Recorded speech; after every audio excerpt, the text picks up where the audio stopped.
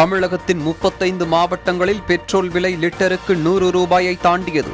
அத்தியாவசிய பொருட்களின் விலை உயர வாய்ப்புள்ளதால் பொதுமக்கள் அச்சம்.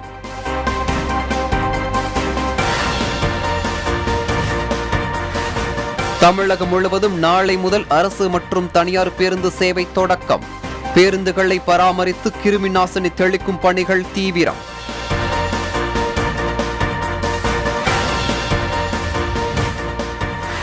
புதுச்சேரியில் 5 அமைச்சர்களுடன் கூடிய புதிய அமைச்சரவை பதவியேற்பு. ஆளுநர் தமிழிசை சவுந்தரராஜன் பதவி பிரமாணம் செய்து வைத்தார்.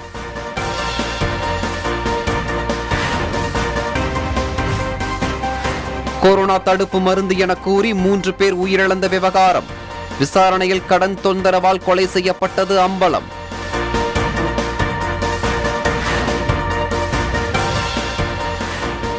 தமிழகத்தில் 6 மாவட்டங்களில் இடி மின்னலுடன் கூடிய கனமழை பெய்யும். கடலோர பகுதிகளில் பலத்த காற்று வீசும் எனவும் வானிலை மையம் அறிவிப்பு.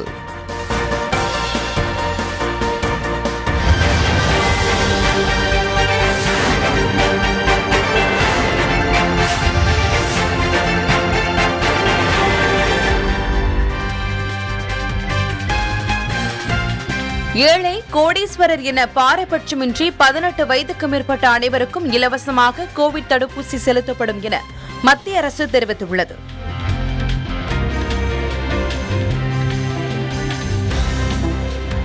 உலகின் பழமையான தமிழ் மொழி மற்றும் தமிழ் கலாச்சாரத்தின் மிகப்பெரிய அபிமானி தான் எனவும் தமிழ் மீதான தன் அன்பு என்றும் குறையாது எனவும் மன் கி பாத் நிகழ்ச்சியில் பிரதமர் மோடி தெரிவித்துள்ளார்.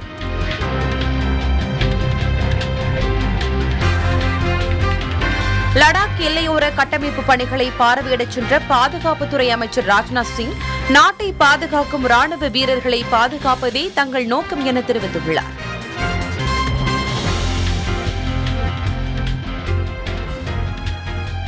உத்தரப்பிரதேசம் மற்றும் உத்தரகாண்டில் அடுத்த ஆண்டு நடைபெறவுள்ள சட்டசபை தேர்தலில் பகுஜன் சமாஜ் கட்சி தனித்து போட்டியிடும் என அக்கட்சியின் தலைவர் மாயாவதி தெரிவித்துள்ளார்.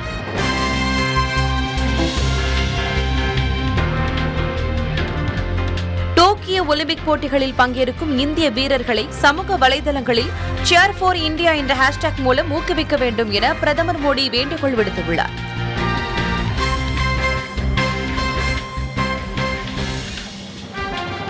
ஜம்மு விமான நிலையத்தில் 5 நிமிட இடைவெளியில் அடுத்தடுத்து 2 வெடிகுண்டுகள் வெடித்ததால் விமான நிலையம் ராணுவத்தின் கட்டுப்பாட்டுக்குள் கொண்டுவரப்பட்டுள்ளது.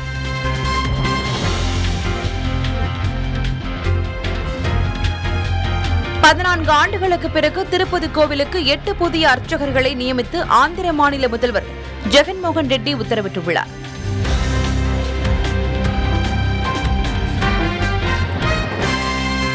பெண்களுக்கு எதிரான குற்றங்களை தடுப்பதற்காக பிரத்யேகமாக தனி நீதிமன்றங்கள் உருவாக்கப்படும் என கேரள முதல்வர் பினராயி விஜயன் அறிவித்துள்ளார்.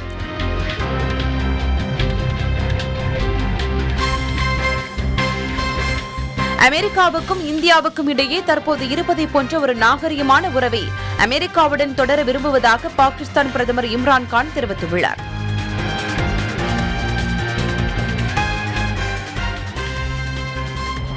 ஆஸ்திரேலியாவில் நடைபெற்ற ஸ்பெல்லிங் பீ எனப்படும் குறைந்த நேரத்தில் அதிக வார்த்தைகளை மிகச்சரியாக உச்சரிக்கும் போட்டியில் இந்திய வம்சாவளியைச் சேர்ந்த தீக்ஷிதா கார்த்திக் என்ற மாணவி வெற்றி பெற்றுள்ளார்.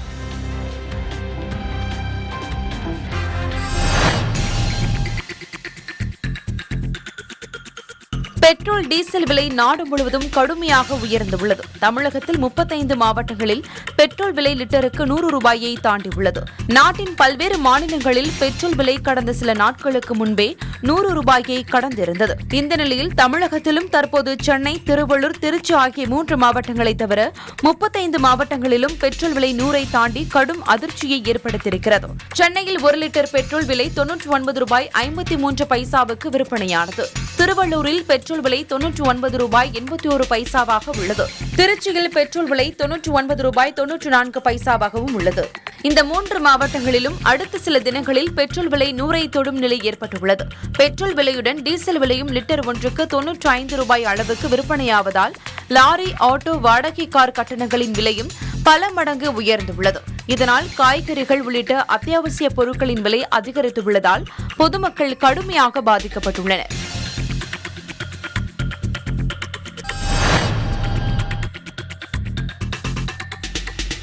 தமிழகத்தில் கொரோனா தொற்று குறைந்த காரணத்தினால் தளர்வுகள் அளிக்கப்பட்டு வருகிறது. பொது போக்குவரத்து முழுவதும் முடங்கி கிடந்த வேளையில் நாளை முதல் 2வது வகையில் இருக்கும் 23வது மாவட்டங்களில் பேருந்துகள் இயக்க அரசு அனுமதி அளித்துள்ளது.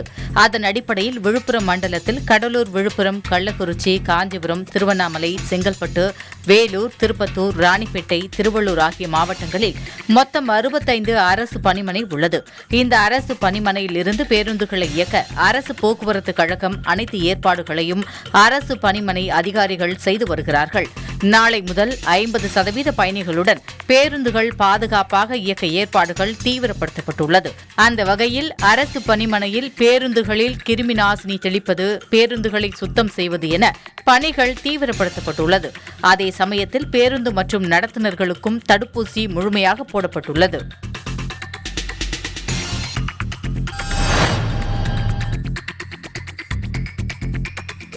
புதுச்சேரியில் புதிய அமைச்சரவை பதவியேற்பு விழா எளிமையான முறையில் நடைபெற்றது. பாரதிய ஜனதா கட்சி சார்பில் நமச்சிவாயம், சாய் சரவணகுமார் ஆகியோர் அமைச்சர்களாக பதவியேற்றனர்.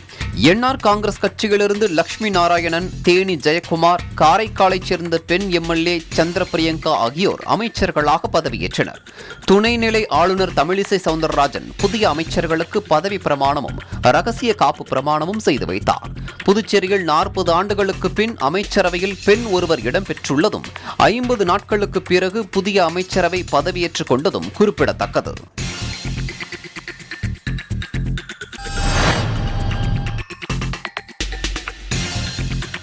ஈரோட்டில் கொடுத்த கடனை திருப்பி கேட்டதால் கொரோனா மாத்திரை என பூச்சிக்கொல்லி மாத்திரை கொடுத்து 3 பேர் கொலை செய்யப்பட்ட சம்பவம் அதிர்ச்சியை ஏற்படுத்தியுள்ளது. சென்னிமலை அடுத்த முருகன் தொழுவைச் சேர்ந்தவர் கருப்பண்ண கவுண்டர். இவரது மனைவி மல்லிகை, மகள் தீபா மற்றும் வேலையாள் குப்பாள் ஆகியோர் வழக்கமான விவசாய பணியில் இருந்தனர்.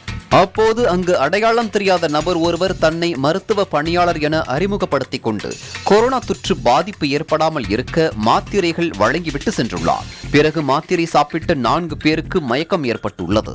சிறிது தெளிவுடன் இருந்த தீபா தனது கணவருக்கு தகவல் கொடுத்துள்ளார். இதையடுத்து மயக்க நிலையில் 4 பேரும் மருத்துவமனையில் அனுமதிக்கப்பட்டனர். இதில் சிகிச்சை பலனின்றி மல்லிகை, தீபா, குப்பாள் ஆகியோர் உயிரிழந்தனர். கருப்பண்ண கவுண்டர் கவலைக்கிடமாக உள்ளார். இதுகுறித்த புகாரின் பேரில் மாவட்ட எஸ்பி சசிமோகன் நேரில் ஆய்வு செய்தார். விசாரணையில் அதே பகுதியைச் சேர்ந்த கல்யாண சுந்தரம் என்பவர் கருப்பண்ண கவுண்டரிடம் கடன் வாங்கிவிட்டு திருப்பி தர மறுத்ததால் இருவரிடையே பிரச்சனை ஏற்பட்டது தெரிய வந்தது.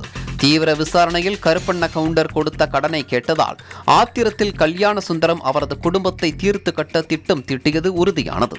இதற்காக கல்லூரி மாணவர் சப்ரிஸை ஏற்பாடு செய்து மருத்துவ பணியாளர் போல் நடிக்க வைத்து அவரிடம் பூச்சிக்கொல்லி மாத்திரையை கொடுத்து கொலை செய்துள்ளார். போலீசார் இருவரையும் கைது செய்து விசாரணை மேற்கொண்டு வருகின்றனர்.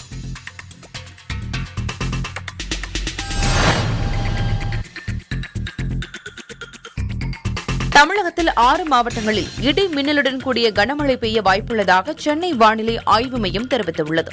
வெப்பச்சலன மற்றும் காற்றின் திசைவேக மாறுபாடு காரணமாக திருவள்ளூர், ராணிப்பேட்டை, காஞ்சிபுரம், திருவண்ணாமலை, செங்கல்பட்டு, விழுப்புரம் ஆகிய மாவட்டங்களில் ஓரிரு இடங்களில் இடி மின்னலுடன் கூடிய கனமழை பெய்ய வாய்ப்புள்ளதாக சென்னை வானிலை ஆய்வு மையம் தெரிவித்துள்ளது.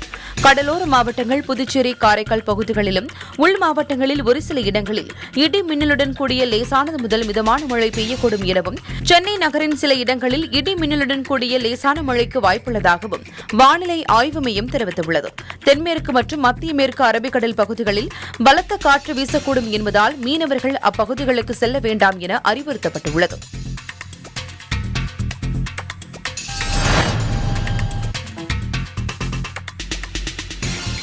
சேலம் பெரியார் பல்கலைக்கழக துணைவேந்தர் குழந்தைவேலுவின் பதவி ஜனவரி மாதம் 7ஆம் தேதியுடன் முடிந்தது. தற்போது வரை தற்காலிக பொறுப்பு துணைவேந்தராக குழந்தைவேல் நீட்டிக்கப்பட்டுள்ளார். கடந்த ஆட்சியில் துணைவேந்தர் தேடுதல் குழு அழகப்பா பல்கலைக்கழக முன்னாள் துணைவேந்தர் சுப்பையா தலைமையில் தஞ்சாவூர் தமிழ் பல்கலைக்கழகத்தின் முன்னாள் துணைவேந்தர் சுப்பிரமணியன், கோவை வேளாண் பல்கலைக்கழக முன்னாள் பேராசிரியர் விஜயராகவன் ஆகிய 3 பேர் கொண்டு தேடுதல் குழு அமைக்கப்பட்டது. இதில் பெரியார் பல்கலைக்கழக துணைவேந்தர் பதவிக்காக 105 பேர் விண்ணப்பம் செய்திருந்தனர். இதில் பேராசிரியர்கள் வேல்முருகன், ராமன், முருகன், தாஜுதீன், செல்வம், ஜெகநாதன், மோகன், ராஜேந்திரன், ஆறுமுகம், மாணிக்க வாசகம் ஆகிய 10 பேரை தேடுதல் குழு தேர்ந்தெடுத்துள்ளது.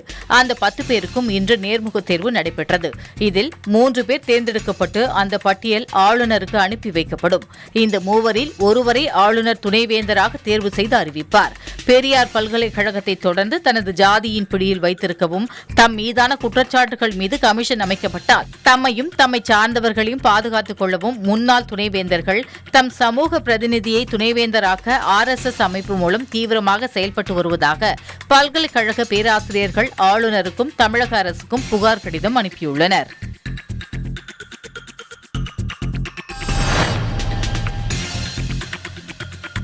சேலம் மாவட்டம் மேட்டூர் அணையிலிருந்து டெல்டா பாசனத்திற்காக வினாடிக்கு 10,000 கன அடியாக தண்ணீர் வெளியேற்றப்பட்டு வந்தது. இதன் காரணமாக அனல் மின் நிலையம் மற்றும் சுரங்க மின் நிலையங்களில் மின் உற்பத்தி செய்யப்பட்டு வந்தது. இந்த நிலையில் அனல் மின் நிலையத்தில் 28 மெகாவாட் மின் உற்பத்தியும் சுரங்க மின் நிலையத்தில் 109 மெகாவாட் மின் உற்பத்தி செய்யப்பட்டு வருகிறது. அதேபோன்று காவிரியின் குறுக்கே கட்டப்பட்டுள்ள கதவணை மின் நிலையங்களிலும் சுமார் 153 மெகாவாட் மின் உற்பத்தி செய்யப்பட்டு வருகிறது. இந்த நிலையில் தற்போது பாசனத்திற்காக தண்ணீர் திறப்பு 10,000 கன அடியிலிருந்து 15,000 கன அடியாக அதிகரிக்கப்பட்டுள்ளது. இதனால் நீர்மின் நிலையங்களில் 200 மெகாவாட்டாக இருந்த மின் உற்பத்தி 290 மெகாவாட்டாக அதிகரித்துள்ளது.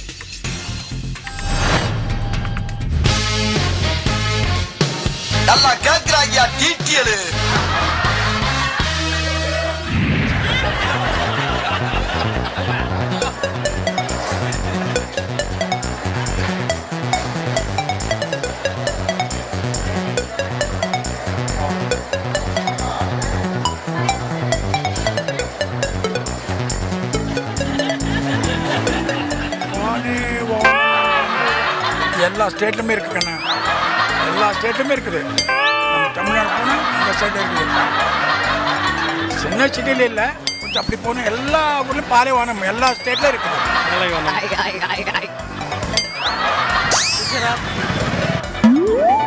தார் பாலைவனம், ராஜஸ்தான். பாலைவனம்னாக்கா சவுதி சைடு தான் சொல்ல முடியும். Saudi Arabia. தார் பாலைவனம். இதே மிகப்பெரிய பாலைவனம் அப்படின்னா என்ன சொல்கிறது, சஹாரா.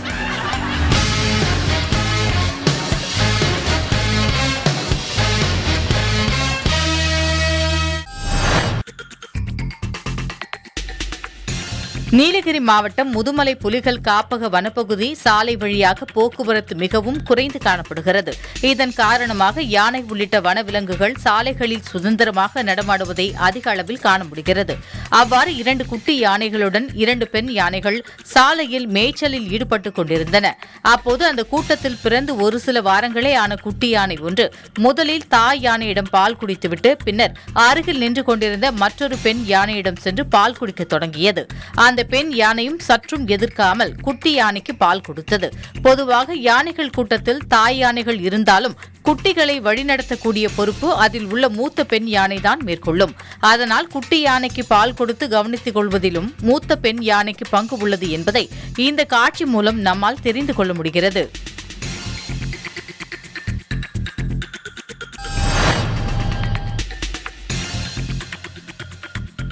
இந்தியாவில் ஏலக்காய் உற்பத்தியில் மிகப்பெரும் வர்த்தக நிறுவனமாக திகழ்வது தேனி மாவட்டம் போடி. இங்கு மத்திய அரசினுடைய ஏலக்காய் ஸ்பைசஸ் போர்டு நிறுவனம் சார்பாக நடைபெறும் ஏலக்காய் வர்த்தக நிறுவனத்தில் சுமார் 12க்கும் மேற்பட்ட ஏலக்காய் வர்த்தக நிறுவனங்கள் செயல்பட்டு வருகின்றன. இந்த சூழலில் கொரோனா காரணமாக கடந்த 2 மாதங்களாக ஏலக்காய் வர்த்தக நிறுவனங்கள் செயல்படாததால் ஏலக்காய் விவசாயிகளும் வியாபாரிகளும் பெரும் நஷ்டத்தை சந்தித்து வந்தனர்.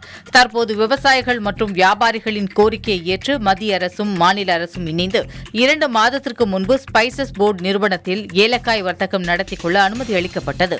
இந்த அறிவிப்பால் ஏலக்காய் வியாபாரிகளும் விவசாயிகளும் மகிழ்ச்சியடைந்துள்ளனர்.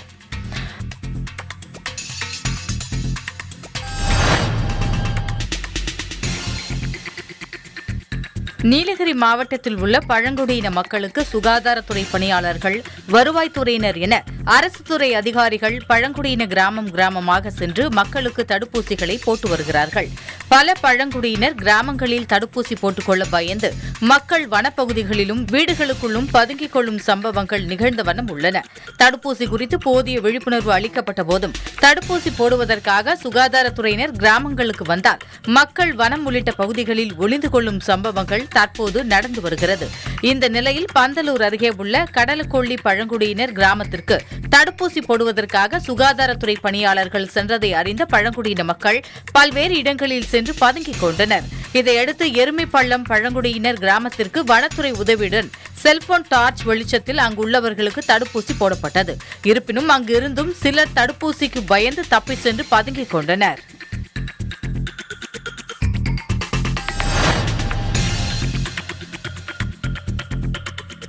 செங்கல்பட்டு மாவட்டம் கல்பாக்கத்தில் இயங்கி வரும் சென்னை அணுமின் நிலையத்தில் அலகு 1 மற்றும் அலகு 2 என செயல்பட்டு வருகிறது. இதில் ஒவ்வொரு அலகிலும் தலா 220 மெகாவாட் அணுமின் உற்பத்தி செய்யப்பட்டு வருகிறது. இதில் அலகு 1 தொழில்நுட்ப கோளாறால் ஏற்பட்ட பழுதை சீரமைக்கும் பணிக்காக கடந்த 2018 ஜனவரி மாதம் முதல் அணுமின் உற்பத்தி நிறுத்தப்பட்டுள்ளது. எனினும் அலகு 2 வழக்கம் போல அணுமின் உற்பத்தி நடைபெற்று வந்தது. இந்நிலையில் சென்னை அணுமின் நிலையத்தின் அலகு 2 பராமரிப்பு பணி வந்தது. இந்நிலையில் சென்னை அணுமின் நிலையத்தின் அலகு 2 பராமரிப்பு பணி மேற்கொள்ள கடந்த ஏப்ரல் மாதம் நிறுத்தப்பட்டது. பராமரிப்பு பணிகள் நிறைவடைந்ததால் மீண்டும் மின் உற்பத்தியை துவங்கியது. இதில் 220 மெகாவாட் மின் உற்பத்தி திறன் கொண்ட அலகு 2 தற்போது 120 மெகாவாட் மின் உற்பத்தி செய்து வருகிறது.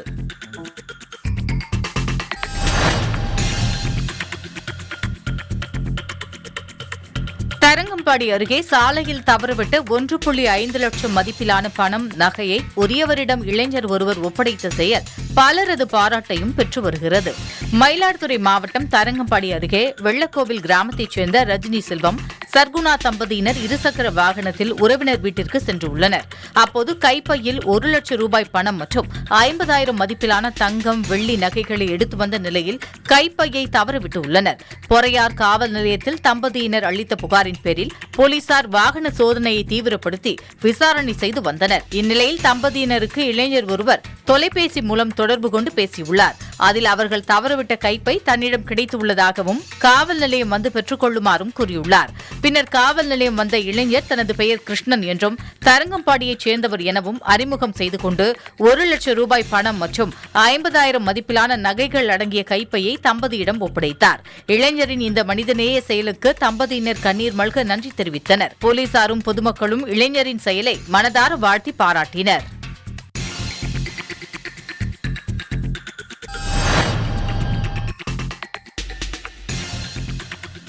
நாட்டில் தொடர்ந்து பெட்ரோல், டீசல் விலை உயர்ந்து கொண்டே வருகிறது. மேலும் ஊரடங்கு காரணமாக 70% லாரிகள் இயக்கப்படாமல் உள்ள சூழ்நிலையில் லாரி உரிமையாளர்கள் வாடகையை உயர்த்த திட்டமிட்டுள்ளனர். அவ்வாறு லாரி வாடகையை உயர்த்தும் பட்சத்தில் மேலும் விலைவாசி உயர்ந்து சாமானிய மக்கள் மிகப்பெரிய பாதிப்பை சந்திக்கும் சூழல் ஏற்பட்டுள்ளது. எனவே மத்திய மாநில அரசுகள் டீசல் விலை உயர்வை கட்டுப்படுத்த நடவடிக்கை எடுக்க வேண்டும் என்று லாரி உரிமையாளர்கள் கோரிக்கை விடுத்துள்ளனர்.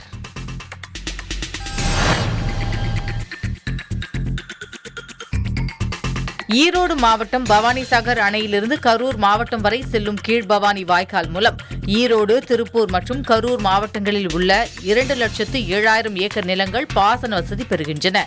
இந்நிலையில் பவானிசாகர் பகுதியில் வாய்க்காலின் இருபுறமும் உள்ள கரைகளில் புதர்கள் பொக்லைன் இயந்திரம் மூலம் அகற்றப்பட்டு தலைப்பு மதகு மற்றும் நேரிடை மதகுகள் சீரமைத்தல், பகிர்மான கால்வாய்கள் சீரமைத்தல், கான்கிரீட் ஸ்லாப் அடுக்குதல் உள்ளிட்ட பல்வேறு பணிகள் மேற்கொள்ளப்பட்டு வருவதாக பொதுப்பணித்துறை அதிகாரிகள் தெரிவித்துள்ளனர்.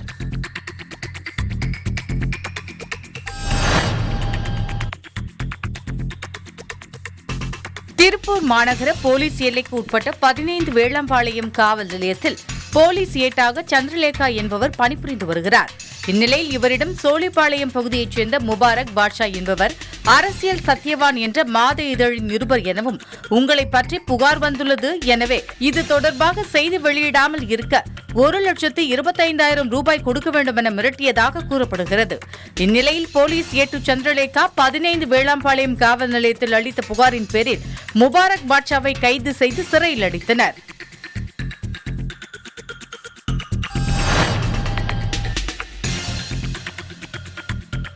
தேசிய விருதுகளுக்கு மதுரை கோட்டத்தில் பணியாற்றும் 3 ரயில்வே பாதுகாப்பு படை வீரர்கள் தேர்ந்தெடுக்கப்பட்டுள்ளனர்.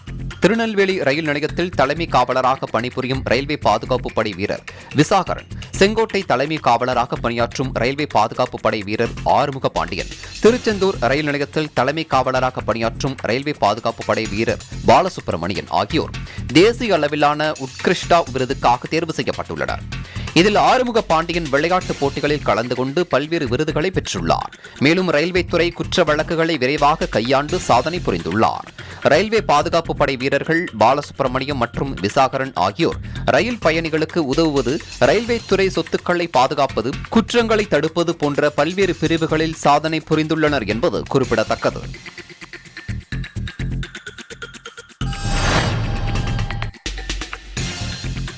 நாமக்கல் மாவட்டம் ராசிபுரம் அடுத்த காக்காவேரி பகுதியில் முத்தாயம்மாள் தனியார் பாலிடெக்னிக் கல்லூரி மற்றும் கலை அறிவியல் கல்லூரி செயல்பட்டு வருகிறது.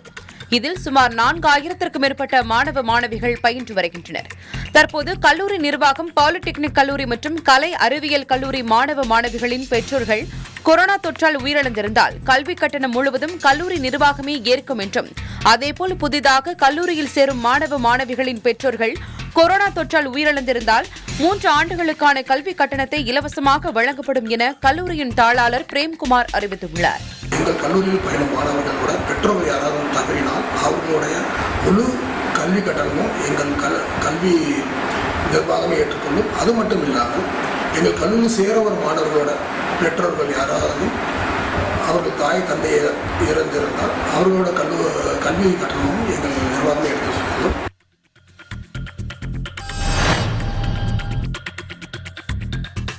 திருப்பூர் மாவட்டம் சடைய கவுண்டனூர் கிராமத்தைச் சேர்ந்த 71 வயதான சுப்பாத்தாள் என்பவர் கொரோனா தொற்று காரணமாக உடுமலை அரசு மருத்துவமனையில் சிகிச்சை பெற்று வருகிறார்.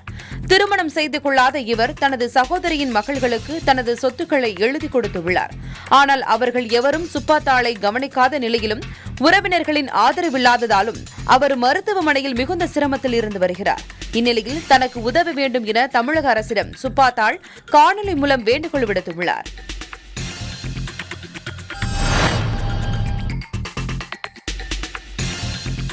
மயிலாடுதுறை வள்ளலார் கோவில் பகுதியில் மதுவிலக்கு அமலாக்கப் பிரிவு சார்பில் சர்வதேச போதைப்பொருள் ஒழிப்பு தினத்தை முன்னிட்டு மதுவிலக்கு அமலாக்கப் பிரிவு சார்பில் விழிப்புணர்வு நாடகம் நடைபெற்றது. இந்த நிகழ்ச்சியில் போதைப் பழக்கத்தால் சீரழியும் குடும்பங்கள் என்ற தலைப்பில் போலீசார் தெருமுனை நாடகம் நடத்தி விழிப்புணர்வு ஏற்படுத்தினர். உதவி காவல் ஆய்வாளர் பாரதி விழிப்புணர்வு பாடலை பாடியும் காவலர்கள் குடியால் குடும்பம் சீரழிகிறது என்று நாடகம் நடித்து விழிப்புணர்வை ஏற்படுத்தினர். நிகழ்ச்சியில் பெண்கள் உள்ளிட்ட பொதுமக்கள் கலந்து கொண்டனர்.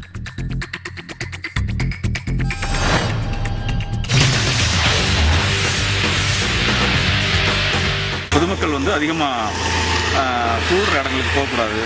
கொரோனா வந்தாலும் ரொம்ப கவனமாக இருக்கணும். மாஸ்க் போட்டுக்கணும், கை அடிக்கடி கழுவிக்கணும், இடைவெளி விட்டு போகணும். மக்கள் இடைவெளி விட்டு பஸ்ஸில் போனாலும் சரி, எதாலும் சரி, முகக்கவசம் கட்டாயம் அணிய வேணும். அதை உதவினா நம்ம இந்த கொரோனாவிலேருந்து நம்ம பாதுகாத்து கொள்ள முடியும். அரசாங்கம் சொல்கிறபடி நம்ம டிஸ்டன்ஸை மெயின்டைன் பண்ணணும், முகக்கவசம் போடணும் அப்படிங்கிறது நம்மளுடைய உடல் நிலைக்காகத்தான்.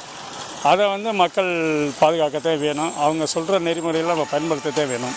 சமூக இடைவெளி விட்டு நிற்கணும். தேவையில்லாமல் வெளியில் பயணம் செய்யறதை தவிர்க்கணும். அவங்க மாஸ்க் கம்பல்சரி போட்டுக்கணும். மாஸ்க்கு தான் முதல் கட்ட தடுப்பு நடவடிக்கையே. மாஸ்க்கு கம்பல்சரி போட்டுடணும். முகக்கவசம் கண்டிப்பாக அணியப்பட வேண்டும். கை கழுவுவதற்கு சானிடைசர் கண்டிப்பாக அடிக்கடி போட வேண்டும். அது மட்டும் இல்லாமல் சமூக இடைவெளியோடு தான் எங்கு சென்றாலும் அதை பராமரிக்க வேண்டும். இன்றைக்கி கொரோனா தொற்று வந்துருச்சு அப்படிங்கிற காய்ச்சலோ இருமலோ வந்து உடனடியாக பக்கத்தில் இருக்கின்ற அரசு மருத்துவமனையா இல்லை டாக்டர்களை அணுகி முறையான சிகிச்சை மேற்கொள்ளப்பட வேண்டும். மக்கள் முகக்கவசம் அணிவிச்சு தனி மனிதர் இடைவெளியை கடைபிடிச்சா கொரோனா வைரஸிலிருந்து தப்பிக்கலாம். நல்லா சமூக இடைவெளி விட்டு அரசு போடுற கட்டுப்பாடுகளை எல்லாம் பார்த்து சரியாக இருந்துக்கிட்டால் தவிர்க்கலாம். பொதுமக்களுங்க தன்னைத்தானே காப்பாற்றிக்கிறதுக்கு அவங்க முகக்கவசம் போட்டுக்கணும். அவங்க கொஞ்சம் தள்ளியே நின்று மற்றவங்களோட பேசணும். கூட்டத்தில் போய் சேரக்கூடாது. கூட்டத்தை நெரிசலை தவிர்க்கணும். கூட்டத்திலேயும் போகிறாங்க வர்றாங்க. அதை தவிர்த்தாவே கட்டுப்படுத்தலாம் நிச்சயம். கண்டிப்பாக வெளியில் போகும்போது மாஸ்க் போட்டு போகணும். தனி மனித இடைவேளை ரொம்ப முக்கியம். எப்போதுமே ஹேண்ட் வாஷ் பண்ணணும். எங்கே போனாலும் சானிடைசர் வச்சுருக்கணும்.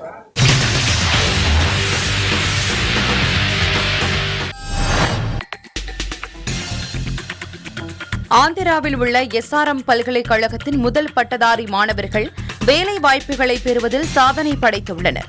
கூகுள் ஜப்பானின் முக்கிய கூட்டுதாரரான PVP Inc. நிறுவனத்தில் 50 லட்சம் ரூபாய் சம்பளத்துடன் வேலைவாய்ப்பை பெற்ற இந்தியாவின் முதல் தனியார் பல்கலைக்கழகம் என்ற பெருமையை SRM கல்வி நிறுவனம் பெற்றுள்ளது. இக்கல்லூரியின் முதல் பட்டதாரி மாணவர்கள் 100% வேலைவாய்ப்புகளை பெற்று சாதனை படைத்துள்ளனர்.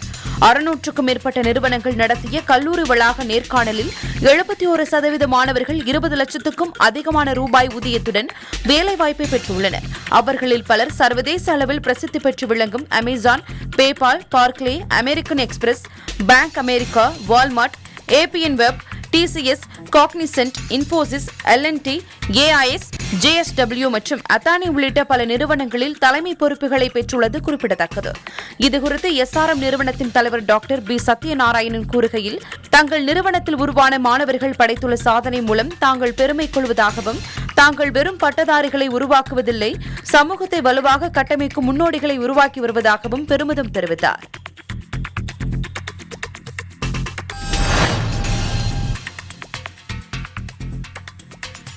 டிஜிட்டல் உலகில் இணையவழி குற்றங்கள் நாளுக்கு நாள் அதிகரித்து வருகின்றன. வங்கியிலிருந்து பேசுவதாக கூறி சேமிப்பு கணக்கு, கிரெடிட் கார்டு மற்றும் டெபிட் கார்டு விவரங்களை பெற்று பணம் திருடும் சம்பவங்கள் தொடர்ந்து நடந்து வருகின்றன. மேலும் சிலர் கடன் வழங்குகிறோம் என்று கூறியும் பரிசு திட்டம் ஒன்றில் நீங்கள் தேர்வு செய்யப்பட்டுள்ளதால் குறிப்பிட்ட தொகை செலுத்தினால் பரிசு பொருட்களை அனுப்பி வைப்போம் என்று தொலைபேசி வழியாக பேசும் பேச்சை நம்பி பணத்தை இழப்பவர்களின் எண்ணிக்கை அதிகரித்து வருகிறது. முகநூல், வாட்ஸ்அப்பில் வைக்கப்படும் தனிநபர் புகைப்படங்களை திருடும் சிலர் அதே பெயரில் போலி முகநூல் கணக்கை தொடங்கி பின்னர் சம்பந்தப்பட்டவரின் நண்பர்களுக்கு மருத்துவம் உள்ளிட்ட அவசர தேவைக்காக பணம் தந்து உதவுமாறு ஏமாற்றி வருகின்றனர். இதனை தடுக்கும் விதமாக மதுரை மாவட்ட காவல்துறை சைபர் கிரைம் மீம்ஸுகள் மூலமாகவும் நகைச்சுவை நடிகர்களின் படக்காட்சிகளை பதிவிட்டும் விழிப்புணர்வு ஏற்படுத்தி வருகின்றனர். மேலும் Facebook மூலம் நண்பர்கள் பண உதவி கேட்டால் உறுதிப்படுத்திக் கொண்டு உதவ வேண்டும், ஆன்லைன் டைப்பிங் என்ற முறையில் கொரோனாவை பயன்படுத்தி மோசடியில் ஈடுபடும் கும்பலை நம்ப வேண்டாம், ஆன்லைன் ஷாப்பிங் மூலம் மோசடியில் ஈடுபடுபவர்களிடம் கவனமாக இருக்க வேண்டும் என பல்வேறு விழிப்புணர்வுகளை சமூக வலைதளம் மூலம் மதுரை மாவட்ட காவல்துறை ஏற்படுத்தி வருவது பொதுமக்களிடையே வரவேற்பை பெற்றுள்ளது.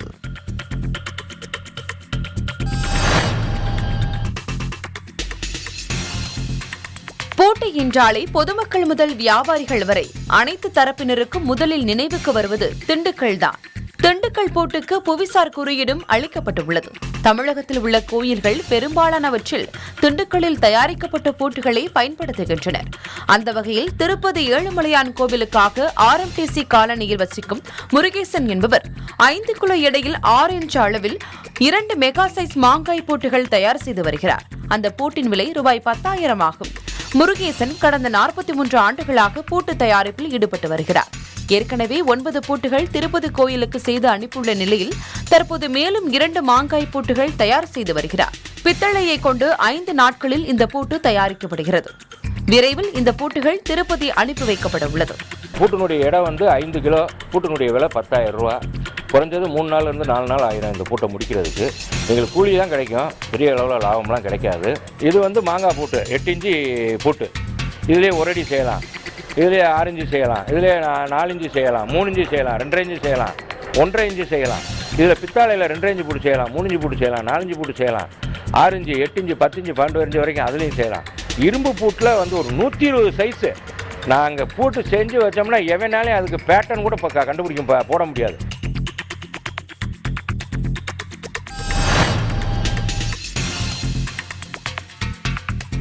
நாகை மாவட்டம் கீழ்வேளூர் அருகே காக்கழனி ஊராட்சி வழியாக கடுவை ஆறு செல்கிறது. மேட்டூரிலிருந்து திறக்கப்பட்ட தண்ணீர் கடைமடை பகுதிகள் கடுவை ஆற்றில் திறந்துவிடப்பட்டுள்ளது. தண்ணீர் அதிகமாக கரை புரண்டு வருவதால் ஆற்றின் ஒரு கரை பகுதி உடைந்து அருகில் உள்ள மணல் குவாரியில் தேங்க தொடங்கியுள்ளது. தொடர்ந்து ஆற்றில் வெள்ளம் அதிகம் வருவதால் குவாரி நிறைந்தவுடன் அருகில் உள்ள மக்கள் வசிக்கும் பகுதிகளில் நீர் புகும் அபாயம் உள்ளது. எனவே உடனடியாக மணல் குவாரி நிர்வாகத்தின் மீது நடவடிக்கை எடுக்க வேண்டும் என பொதுமக்கள் கோரிக்கை விடுத்துள்ளனர்.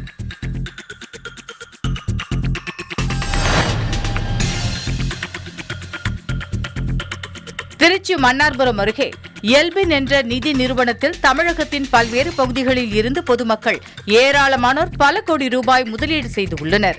முதலீடு செய்யப்படும் பணம் 10 மாதத்தில் இரட்டிப்பாக தரப்படும் என இந்த எல்பின் நிறுவனம் ஆசை வார்த்தை கூறி அதன் அடிப்படையில் நாள்தோறும் கோடிக்கணக்கான ரூபாய் இந்த நிறுவனத்தில் முதலீடு செய்யப்பட்டது. அந்த வாக்குறுதி அடிப்படையில் பணம் தரப்படவில்லை. இந்த நிலையில் கடந்த 2004, 2005 ஆண்டில் பரபரப்பாக பேசப்பட்ட காவலர் சிவகாசி ஜெயலட்சுமி தன்னுடன் உள்ள குழுவில் 700 பேர் 3.75 கோடி ரூபாய் அளவில் முதலீடு செய்திருப்பதாகவும் இதனால் வரை ஒரு பைசா கூட திருப்பி தரப்படவில்லை எனவும் குற்றம் சாட்டி மன்னார்புரம் இந்நிறுவன அலுவலகம் முன்பு கடந்த சில நாட்களாக அமர்ந்து தர்ணாவில் ஈடுபட்டுள்ளார்.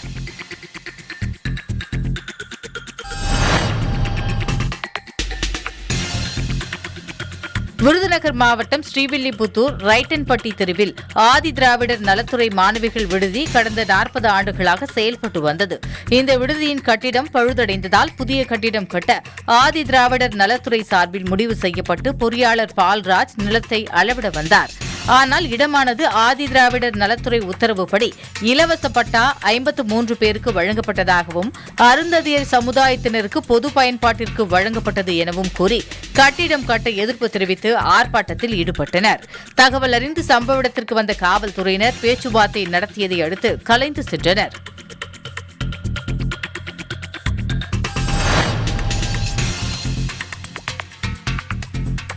தேனி மாவட்டம் பெரியகுளம் அருகே உள்ள மஞ்சளாறு அணைக்கு மேல் மேற்கு தொடர்ச்சி மலைப்பகுதியில் எலிவால் அருவி, வரட்டாறு அருவி உள்ளிட்ட அருவிகள் உள்ளது. தற்பொழுது அருவியில் நீர் ஆர்ப்பரித்து கொட்டி வரும் நிலையில் கொரோனாவின் காரணமாக உள்ள தடையை மீறி பொதுமக்கள் தேவதானப்பட்டி வனசரக வனத்துறையின் கட்டுப்பாட்டில் உள்ள அடர்ந்த வனப்பகுதிக்கு மேல் உள்ள வரட்டாறு அருவிக்கு சென்று இளைஞர்கள் பாறைகளில் சறுக்கி விளையாடி வீடியோ எடுத்து யூடியூப், ஃபேஸ்புக், வாட்ஸ்அப் உள்ளிட்ட இணையதளங்களில் வெளியிட்டு வருகின்றனர். எனவே தேவதானப்பட்டி வனசரக வனத்துறையினர் உயிர்பலி ஏற்படுத்தும் ஆபத்தான பகுதிக்கு செல்லும் இளைஞர்களை தடுத்து நிறுத்தி உயிர்பலி ஏற்படுவதற்கு முன்னர் உரிய நடவடிக்கை எடுக்க வேண்டும் என சமூக ஆர்வலர்கள் கோரிக்கை விடுத்துள்ளனர்.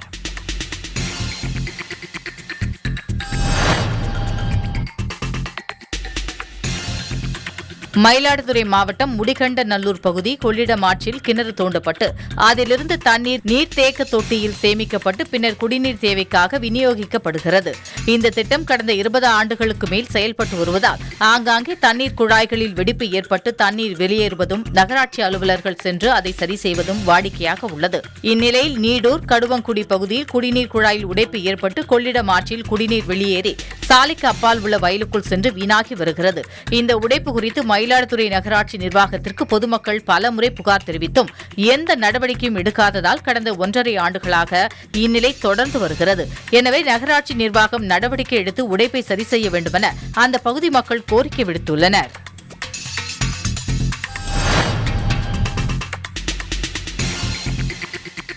நெல்லை மாவட்டம் ராதாபுரத்தில் இருந்து விஜயாபதி செல்லக்கூடிய சாலையை அமைப்பதற்காக 70 லட்சம் ரூபாய் நிதி ஒதுக்கி அதற்கான முதற்கட்ட பணிகள் நடைபெற்றது. தற்போது 2 மாதங்களாகியும் சாலை பணிகள் முழுமையடையாமல் கிடப்பில் உள்ளதால் சாலை அமைப்பதற்காக போடப்பட்ட ஜல்லிக்கற்களால் வாகனங்கள் செல்ல முடியாத நிலை உள்ளது. மேலும் இந்த சாலையிலிருந்து வரும் தூசிகளால் அருகிலுள்ள வீடுகள் மற்றும் கடைகளில் மாசு ஏற்படுவதாகவும் எனவே பல மாதங்களாக கிடப்பில் கிடக்கும் இந்த சாலை பணிகளை விரைந்து முடிக்க நடவடிக்கை எடுக்க வேண்டும் என பொதுமக்கள் கோரிக்கை விடுத்துள்ளனர்.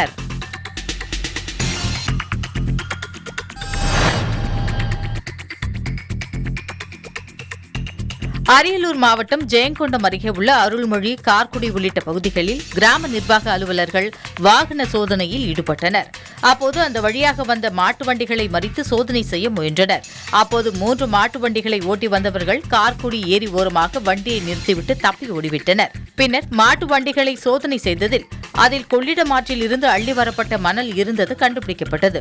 அதேபோல் அருள்மொழி கிராம நிர்வாக அலுவலர் சோதனை செய்ததில் 7 மாட்டு வண்டிகளை விட்டுவிட்டு தப்பி ஓடிய நிலையில் இதனையடுத்து தாப்பழூர் காவல்துறையினருக்கு தகவல் தெரிவிக்கப்பட்டு காவல்துறையினர் 10 மாட்டு வண்டிகளை பறிமுதல் செய்து வழக்கு பதிந்து விசாரணை செய்து வருகின்றனர்.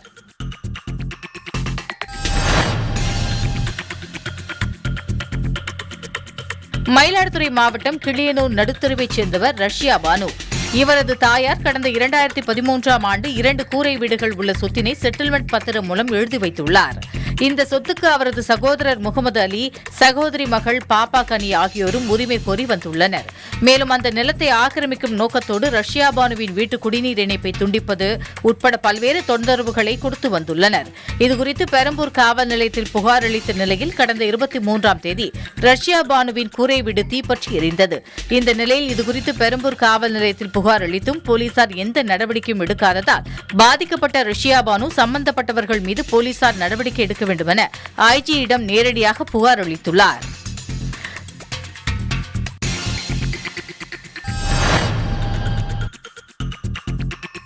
ராமநாதபுரம் மாவட்டம் ராமேஸ்வரம் மீன்பிடி துறைமுகத்திலிருந்து வருகிற 30ஆம் தேதி மீன்பிடிப்பதற்காக மீனவர்கள் கடலுக்கு செல்ல உள்ளனர். அதற்காக மீனவர்கள் தங்களது படகுகளை பழுது பார்த்து கடற்கரையில் நிறுத்தும் பணியில் ஈடுபட்டு வருகின்றனர். இந்த நிலையில் ராமேஸ்வரம் எம்ஆர்டி நகரைச் சேர்ந்த முருகன் தரப்பிற்கும் பேய்கரும்பு பகுதியைச் சேர்ந்த பால சுதர்ஷன் தரப்பிற்கும் இடையே படகுகளை கடற்கரையில் நிறுத்துவதில் தகராறு ஏற்பட்டுள்ளது. இதனால் இருதரப்பும் ஆயுதங்களுடன் மோதிக்கொண்டதில் பால சுதர்ஷன் பலத்த காயமடைந்து ராமநாதபுரம் அரசு மருத்துவமனையில் அனுமதிக்கப்பட்டுள்ளார். இதுகுறித்து ராமேஸ்வரம் துறைமுக போலீசார் வழக்கு பதிவு செய்து விசாரணை நடத்தி வருகின்றனர்.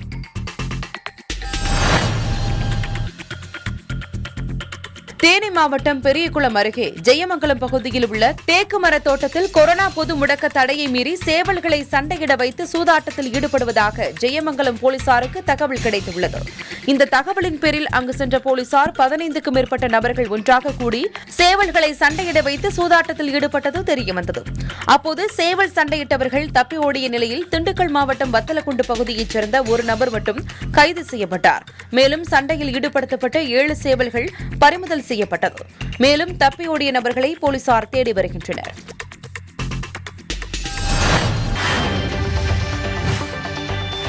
பிரெஞ்சு மக்களுக்கு யோகா கலையை இலவசமாக கற்றுக் கொடுத்து வருகிறார் கோவையைச் சேர்ந்த கார்த்திகேஸ்வரா. இந்தியாவின் வரலாற்று பெருமைகளை தெரிந்து கொள்ளவும் தமிழகத்தின் வாழ்வியல் முறைகளை அறிந்து கொள்ளவும் பிரான்ஸ் மக்களுக்கு ஆர்வம் சற்று அதிகம். அதற்கு தீனி போடு வகையில் கோவை மாவட்டம் செல்வபுரத்தைச் சேர்ந்த யோகா பயிற்சியாளர் கார்த்திகேஸ்வரா பிரான்ஸ் நாட்டுக்கு புறப்பட்டு சென்றார். அங்குள்ள மக்களுக்கு கல்வி நிறுவனங்கள் மூலமாக யோகாவை இலவசமாக கற்றுக் கொடுக்கிறார். சர்வதேச யோகா வாரத்தை முன்னிட்டு பிரெஞ்சு மக்கள் பலர் இவரின் பயிற்சி நிகழ்வில் கலந்து கொள்கின்றனர். யோகா கலையை கற்கும் பிரெஞ்சு மக்கள் தற்போது உடல், மனம், உணர்ச்சி மற்றும் ஆற்றல் ஆகியவற்றை மேம்படுத்த யோகா உதவுவதாக தெரிவிக்கின்றனர்.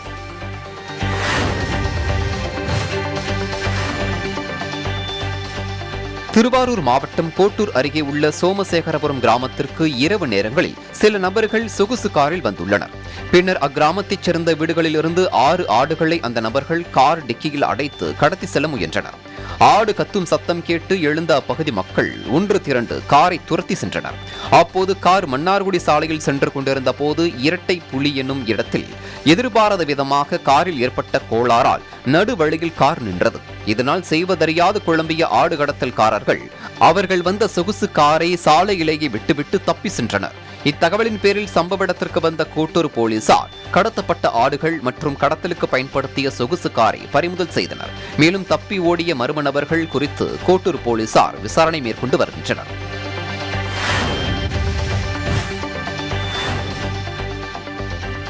சென்னை மாதவரம் ஜிஎன்டி ரோட்டில் வசித்து வரும் செழியன் என்பவர் விருகம்பாக்கத்திலிருந்து தனது காரில் மாதவரம் நோக்கி சென்று கொண்டிருந்தார். அவரது கார் மாதவரம் ரவுண்டானா அருகே வந்தபோது திடீரென காரின் முன்பக்கத்திலிருந்து புகை வருவதைக் கண்டு கீழே இறங்கி பார்ப்பதற்குள் மளமளவென கார் பற்றி எரிந்தது. இது பற்றி உடனே மாதவரம் தீயணைப்புத் துறைக்கு தகவல் தெரிவிக்கப்பட்டதன் பேரில் தீயணைப்பு வீரர்கள் சம்பவ இடத்திற்கு விரைந்து வந்து தண்ணீரை பீச்சி தீயை அணைத்தனர். ஆனால் கார் முற்றிலுமாக எரிந்து தீக்கரையானது. இதுகுறித்து மாதவரம் போலீசார் வழக்கு பதிவு செய்து விசாரணை நடத்தி வருகின்றனர்.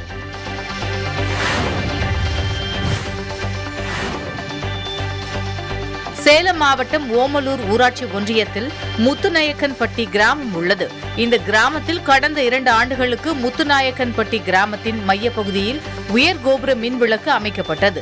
இந்த உயர் கோபுர மின் விளக்கு அமைக்கப்பட்ட நாளில் இருந்து தற்போது வரை எரியாமல் உள்ளது. எனவே உயர் கோபுர மின் விளக்கு எரிவதற்கான நடவடிக்கைகளை எடுக்க வேண்டும் என்று கிராம மக்கள் மாவட்ட ஆட்சியருக்கு கோரிக்கை விடுத்துள்ளனர்.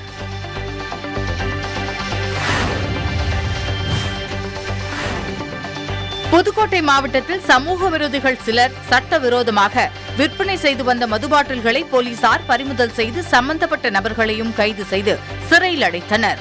இந்த நிலையில் கரம்பக்குடி காவல் நிலையத்திற்கு உட்பட்ட பகுதிகளில் சமூக விரோதிகளிடமிருந்து பறிமுதல் செய்யப்பட்ட 321 மது பாட்டில்களை காவல் நிலைய வளாகத்தில் போலீசார் குழி தோண்டி மதுவை அதில் ஊற்றி அழித்தனர். இதேபோல் புதுக்கோட்டை மாவட்டத்தில் மொத்தம் பதிவு செய்யப்பட்டுள்ள 3000க்கும் மேற்பட்ட மது பாட்டில்களை அழிக்கும் பணியில் அந்தந்த காவல் நிலையத்தைச் சேர்ந்தவர்கள் ஈடுபட்டனர்.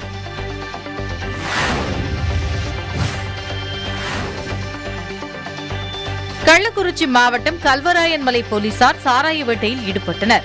அப்போது தாழ்மொழிப்பட்டு வனப்பகுதியில் 600 லிட்டர் சாராய ஊரல், கீழ்நிலவூர் ஓடையில் 1500 லிட்டர் சாராய ஊரல், கிணத்தூர் வனப்பகுதியில் 600 லிட்டர் என சாராய ஊரல்களை கண்டுபிடித்த போலீசார் அவற்றை தரையில் கொட்டி அழித்தனர்.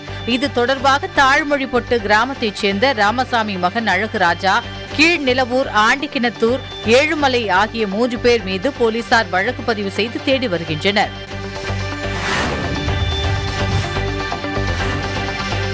செங்கல்பட்டு மாவட்டம் புதிய பேருந்து நிலையம் அருகே ஈஸ்வரன் கோவில் எதிரே உள்ள மொபைல் கடையில் இரவில் புகுந்த அடையாளம் தெரியாத நபர்கள் அங்கிருந்து 1 லட்சம் ரூபாய் மதிப்புள்ள பொருட்களை கொள்ளையடித்து சென்றுள்ளனர்.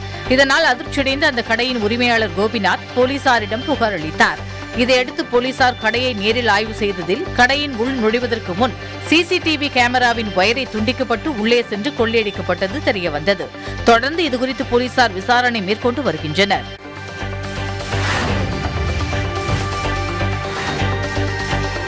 சேலம் மாவட்டம் மேட்டூர் குருவக்காடு அருகே தடை செய்யப்பட்ட லாட்டரி சீட்டு விற்பனை செய்வதாக கருமலை கூடல் காவல்துறையினருக்கு தகவல் கிடைத்தது. இதையடுத்து அங்கு சென்ற போலீசார் குருவக்காடு மயான பகுதியில் சட்டவிரோதமாக தடை செய்யப்பட்ட லாட்டரி சீட்டு விற்பனை செய்து கொண்டிருந்த அண்ணாமலை, குமார் ஆகிய இருவரையும் கைது செய்ததோடு அவர்களிடமிருந்த லாட்டரி சீட்டு மற்றும் 5000 ரூபாய் பணம் மற்றும் 2 செல்போன்களை பறிமுதல் செய்தனர்.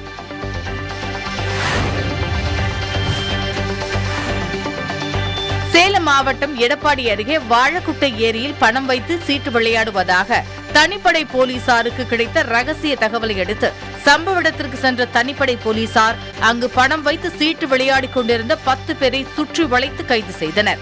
மேலும் அவர்களிடமிருந்து 10 செல்போன், 20 இருசக்கர வாகனம் மற்றும் 2.80 லட்சம் ரூபாய் பணத்தை பறிமுதல் செய்து எடப்பாடி காவல் நிலையத்தில் ஒப்படைத்தனர். பின்னர் சூதாட்டத்தில் ஈடுபட்டவர்கள் மீது வழக்கு பதிவு செய்து விசாரணை மேற்கொண்டு வருகின்றனர்.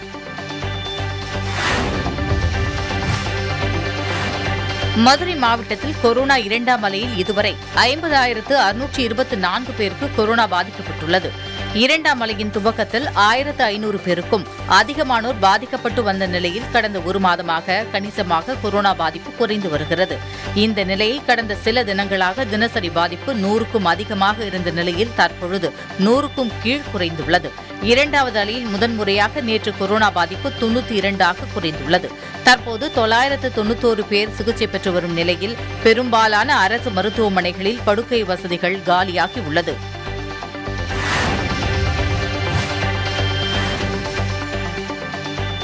மதுரை மேலத்தோப்பு பகுதியைச் சேர்ந்தவர் காட்டு ராஜா. மதுரை செல்லூர் வைகை ஆற்று பாலம் கீழே இறங்கி குளிக்கும் போது தண்ணீரின் வேகம் அதிகரித்ததாக கூறப்படுகிறது. இந்நிலையில் காட்டு ராஜா ஆற்று நீரில் அடித்துச் செல்லப்பட்டார். இதனை கண்ட கரையோர மக்கள் செல்லூர் காவல் நிலையத்திற்கு தகவல் கொடுத்த நிலையில் சம்பவ இடத்திற்கு விரைந்து வந்த காவல்துறையினர் மற்றும் தீயணைப்புத் துறையினர் இளைஞரை தேடும் முயற்சியில் ஈடுபட்டனர். நீரில் அடித்துச் செல்லப்பட்ட காட்டு ராஜாவின் உடல் கிடைக்காத நிலையில் தொடர்ந்து உடலை தேடி வருகின்றனர்.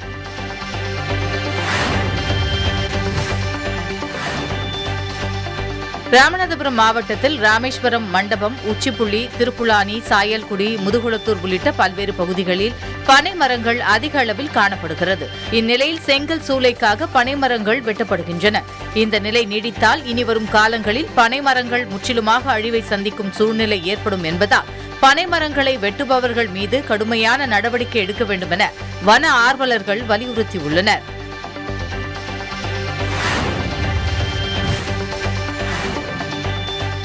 அரியலூர் மாவட்டம் சாத்தமங்கலம் கிராமத்தைச் சேர்ந்தவர் அபிஷ்நாத். கல்லூரி மாணவரான இவர் தனது உறவினரான புண்ணியமூர்த்தியுடன் சாத்தமங்கலம் நோக்கி செல்லும் போது அரியலூர் அம்மாக்குளம் புறவழி சாலை அருகே தடுப்பு கட்டையில் மோதி கீழே விழுந்துள்ளார். இதில் அபிஷ்நாத் சம்பவ இடத்திலேயே உயிரிழந்தார். புண்ணியமூர்த்தி பலத்த காயத்துடன் மருத்துவமனையில் அனுமதிக்கப்பட்டுள்ளார். இதுகுறித்து போலீசார் விசாரணை நடத்தி வருகின்றனர். தேனி மாவட்டம் போடி அருகே எர்னப்பட்டி கிராமத்தைச் சேர்ந்த 26 வயது இளைஞர் இளஞ்செழியன் இவர் சங்கராபுரத்தைச் சேர்ந்த 16 வயது சிறுமியை காதலிப்பதாக ஆசை வார்த்தை கூறி கடத்தி சென்றுள்ளார். இதையடுத்து இளஞ்செழியன் போக்சோ சட்டத்தின் கீழ் கைது செய்யப்பட்டு சிறையில் அடைக்கப்பட்டார்.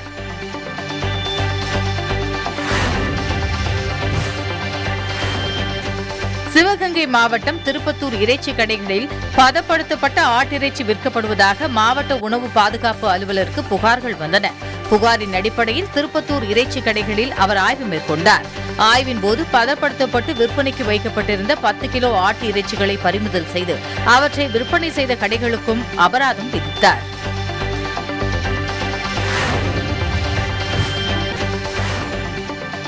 கரூர் பேருந்து நிலையம் அருகே உள்ள தனியாருக்கு சொந்தமான வணிக வளாகத்தின் லிப்டுக்குள் கீழ்ப்பகுதியில் ஆண் சடலம் ஒன்று கிடப்பதாக கரூர் நகர காவல் நிலைய போலீசாருக்கு தகவல் கிடைத்தது.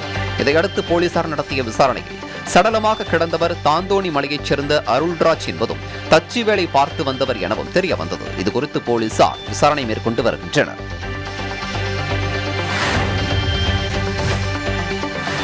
கிருஷ்ணகிரி மாவட்டம் போச்சம்பள்ளி அருகே நகை திருட்டில் ஈடுபட்டவர்கள் சிசிடிவி காட்சிகளை அடிப்படையாக கொண்டு கைது செய்யப்பட்டுள்ளனர்.